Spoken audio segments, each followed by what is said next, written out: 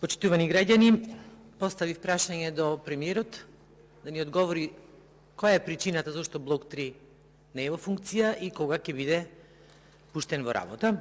Ова е одговорот кој што го добив од премиерот на 3 страни, во кој што има само 2 реченици на моето прашање како одговор. Во блок 3 се работи на чистење и санација на котелот. Блок 3 ќе биде ставен во функција по завршување на активностите.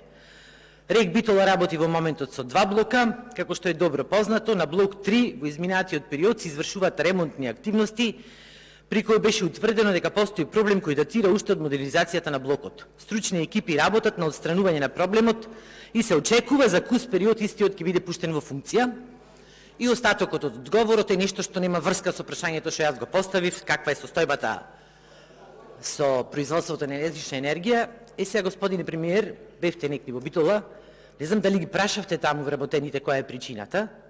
Ако ги прашавте, тогаш овде мене ме лажите. Бидејќи не ја наведовте причината, односно ја релативизирате и лажете дека се редови ремонтни активности. Не се редовни ремонтни активности, туку заради составот на јагенот кој што го набавувате од Грција, Косово и Албанија, буквално е бетониран третиот блок во цевките до кота 20. Може би кријат од вас не сакат да ви кажат, ама ова е вистината. Не само што нема за скоро да се пушти блок 3, многу долг период нема да се пушти, бидејќи почитувани граѓани сега таму се обидуваат да стават и експлозив, бидејќи толку е бетониран котелот во блокот, што не може ни да се исчисти на поинаков начин. Така да се ова што вие овде ми го напишавте е чиста лага.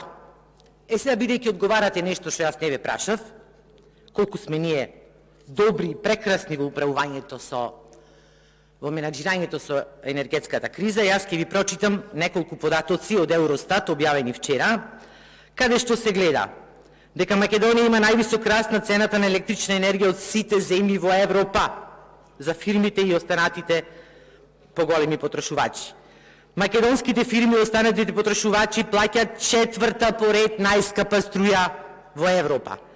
Македонија има највисок раст на цената на струјата за домакинствата од почетокот на енергетската криза од сите земји во регионот.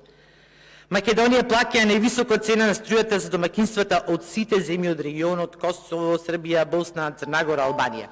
Ете, таква е состојбата, а не вие како што сакате овде да ја прикажете. Немам дополнителни прашања.